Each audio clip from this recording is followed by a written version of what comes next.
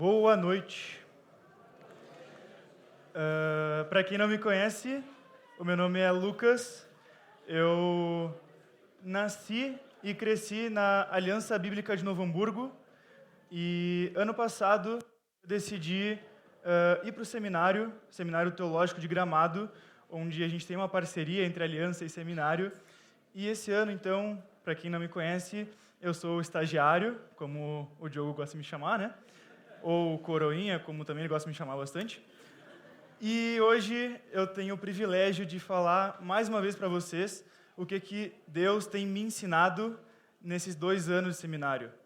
E 2 anos de seminário é muito tempo, então dá para aprender muita coisa.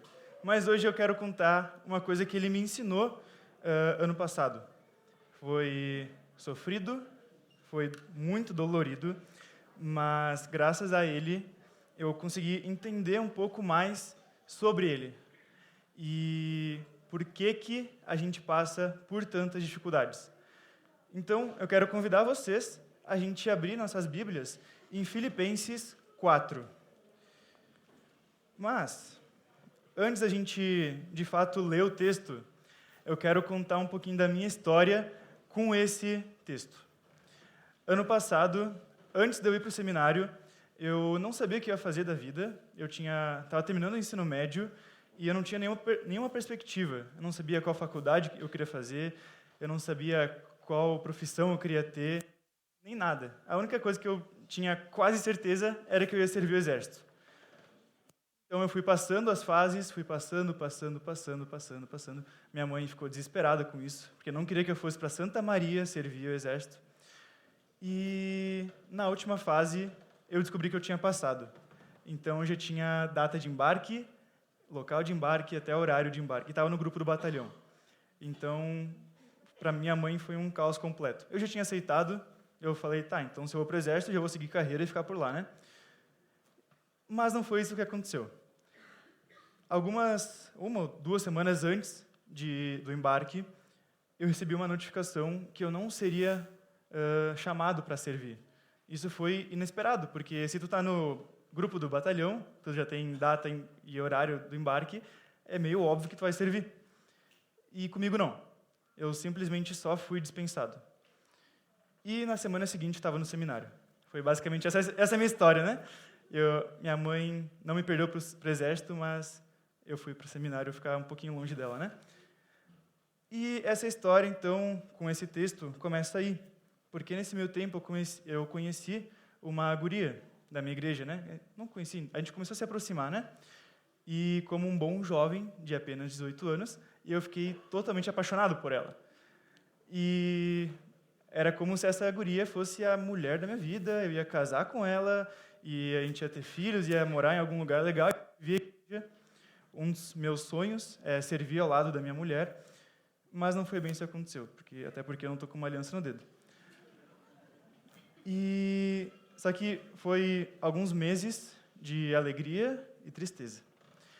E resumindo bastante a história, a gente acabou terminando, né? Porque não foi um relacionamento sério, mas a gente acabou se afastando e decidindo que não ia mais namorar. E para mim isso foi terrível. Pensa, um moleque de 18 anos que estava no seminário, que tinha tido o coração quebrantado no sentido quebrado por uma guria, né? E parece bobo isso, parece que é simples, mas para mim foi algo completamente dolorido. Foi muito ruim passar por isso. Lá no seminário, o Guto, que já veio aqui algumas vezes, ele falou que o primeiro ano seria o melhor e o pior ano da minha vida. E de fato foi, né? Não só por essa questão, mas por várias. E então foi aí que eu conheci esse texto, ou pelo menos relembrei esse texto. E eu quero agora ler com vocês, depois dessa breve introdução. E esse texto ele foi escrito por Paulo, então, na sua carta aos Filipenses, depois de uma das suas viagens missionárias. E então eu convido vocês a ler do 4 ao 7, por enquanto. Então, se todo mundo já abriu, eu convido a leitura, então. Alegrem-se sempre no Senhor. Novamente direi, alegrem-se. seja a amabilidade de vocês conhecida por todos. Perto está o Senhor. Não andem ansiosos por coisa alguma, mas em tudo, pela oração e súplicas e com ação de graças, apresentem seus pedidos a Deus. E a paz de Deus, que excede todo entendimento, guardará o coração e a mente de vocês em Cristo Jesus. Vamos orar? Vamos fechar nossas cabeças? Pai, muito obrigado por esse dia. Eu quero te agradecer por mais uma oportunidade que tu me deu de estar aqui falando um pouco mais da tua palavra, algo que é extraordinário na vida de qualquer cristão, poder falar um pouco mais do que tu tem feito nas nossas vidas, Pai. Eu quero te pedir que abra o coração de cada pessoa aqui, Pai, para que não só a gente entenda esse texto, mas que a gente possa viver esse texto. Então, eu quero te pedir que tu dê as palavras certas para mim, para que as palavras que saem da minha boca não sejam minhas, mas sejam palavras de ti, que venham de ti, Pai. Então, abençoe mais esse estudo que a gente vai ter, Pai, em nome de Jesus. Amém. Então, vamos lá. Filipenses foi, então, escrito por Paulo, e é a carta da alegria. A gente pode chamar que é a carta da alegria, porque a palavra alegria aparece muitas vezes nesse texto, nesses apenas 4 capítulos. Então, dá para ver que Paulo ele quer dar ênfase na alegria, na palavra alegria, ou satisfazer-se no Senhor. E, então, o primeiro versículo do nosso dia, aqui agora, ele fala exatamente isso. Alegrem-se no Senhor. E não é só isso. Novamente direi, alegrem-se. Então, ele não está só falando, se alegrem. Ele está mandando a gente se alegrar. Mas como que é isso? Tipo, é muito fácil eu vir aqui em cima e falar para todo mundo se alegrar. E a realidade humana não é isso. Nem sempre a gente vai estar pulando e saltitando para todo lado. A gente vai ter nossos momentos difíceis. Então, quando eu estava naquela fase difícil na vida, eu não conseguia entender por que estava acontecendo aquilo. Mas isso são outros tópicos de soberania de Deus, Ele sabe todas as coisas, que a gente já sabe um pouco dessas coisas. A minha dificuldade era encontrar alegria no Senhor. Era entender como que eu vou glorificar a Deus passando por aquilo, passando por dor, por sofrimento. Então, esse texto, ele está falando que a alegria, ela vai muito além do que acontece no mundo afora, com relacionamentos, pessoas, familiares que muitas vezes não conhecem a Deus e que não sabem que a gente deve amar nosso próximo. E através disso, a gente vai ficar satisfeito no Senhor. Esse texto também, a cultura da época, a cultura romana e a cultura da cidade de Filipo, era fortemente marcada pela busca de prazeres e busca de status sociais.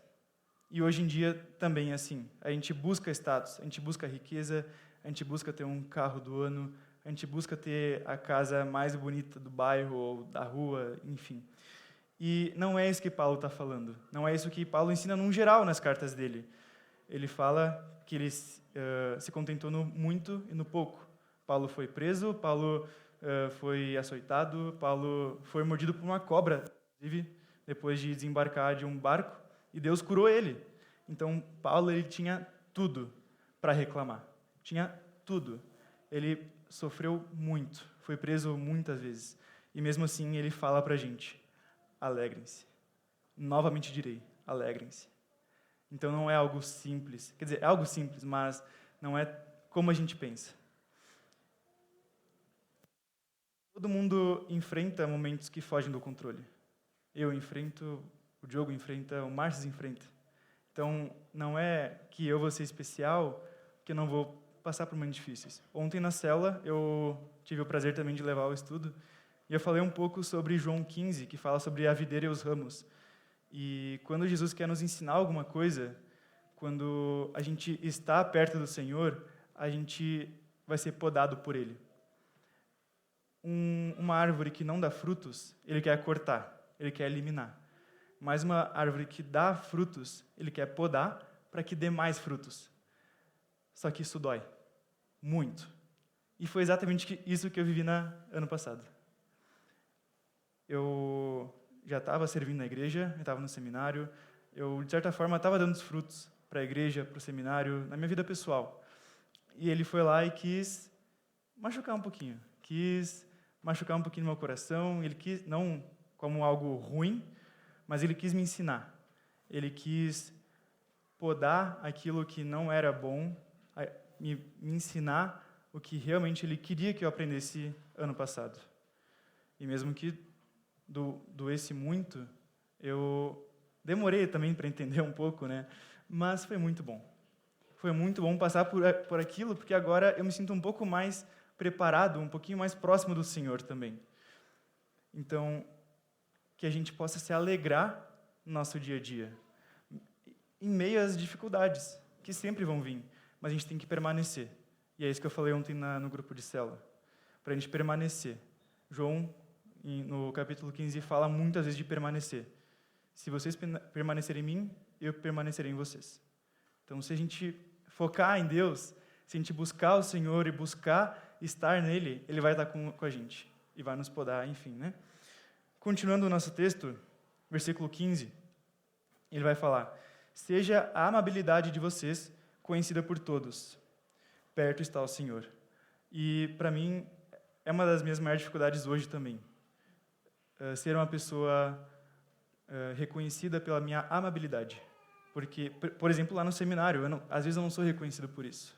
Isso me machuca bastante, porque eu não consigo, às vezes, demonstrar o que eu realmente gostaria de demonstrar para meus colegas, para as pessoas ao meu redor, para a minha família, muitas vezes. E aqui ele fala que perto está o Senhor. Então, a gente deve ser reconhecidos pelo nosso amor, reconhecidos pela nossa bondade, reconhecido por aquilo que Deus tem feito na nossa vida. E, através disso, mostrar nossos frutos. Também dá para fazer essa conexão com aquele texto. Então, Paulo, ele chama a gente de ser reconhecido pela nossa amabilidade. Porque realmente perto está o Senhor. Perto no sentido de daqui a pouco ele chega, daqui a pouco ele vem de novo para nos buscar. E perto no sentido que ele está ao nosso redor. Ele está com a gente. Ele está no momento que a gente está aqui ouvindo a palavra. Ele está quando a gente está com a nossa família na alguma refeição, quando a gente está louvando ao Senhor. Hoje os jovens, mais uma vez, vieram aqui de tarde para jogar, para cantar. Eu toquei um pouco, pelo menos, não sei se alguém cantou comigo, mas, enfim, foi momentos incríveis que a gente passa juntos. E em todas essas ocasiões, Deus está com a gente. Então, sim, perto está o Senhor.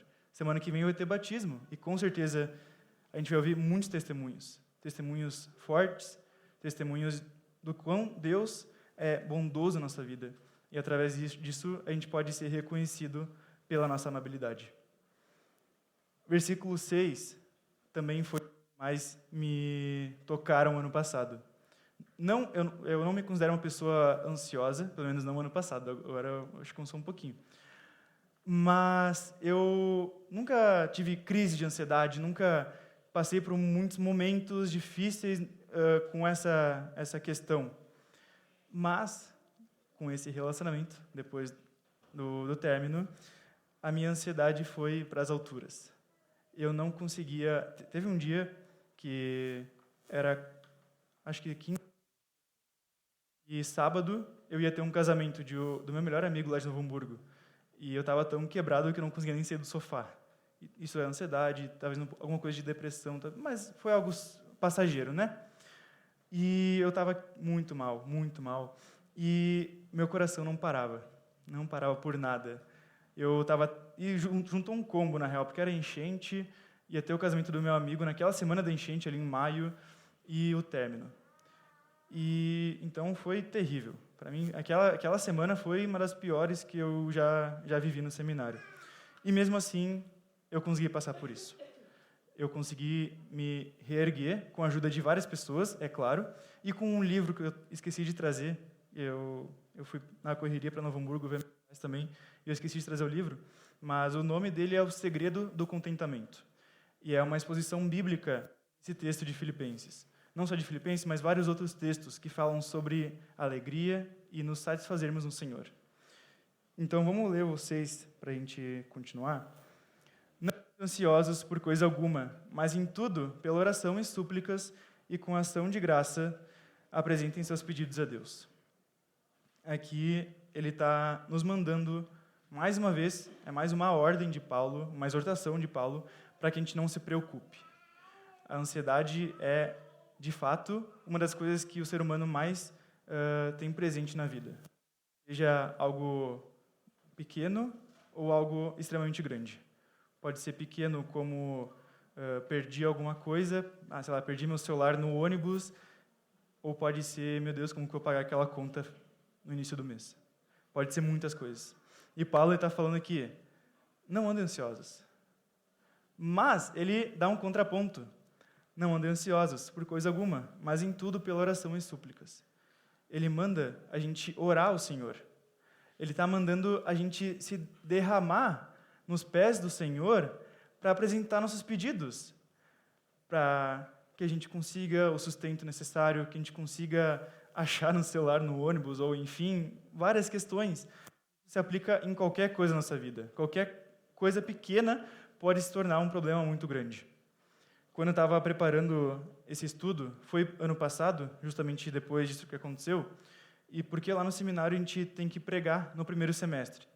A gente para os colegas e, enfim.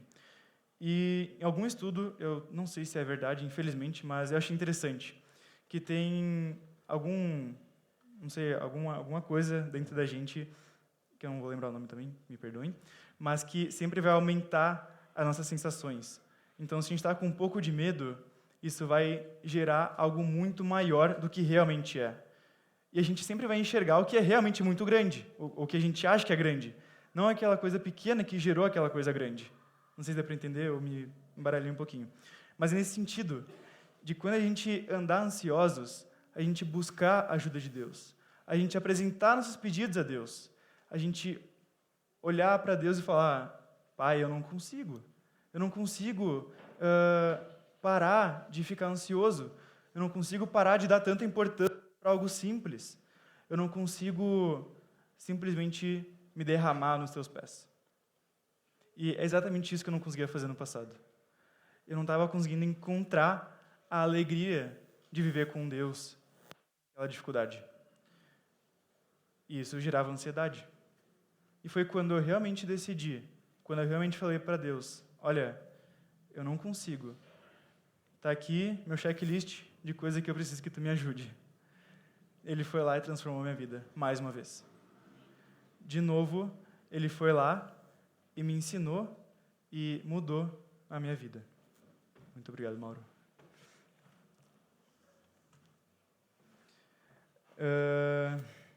Versículo 7, ele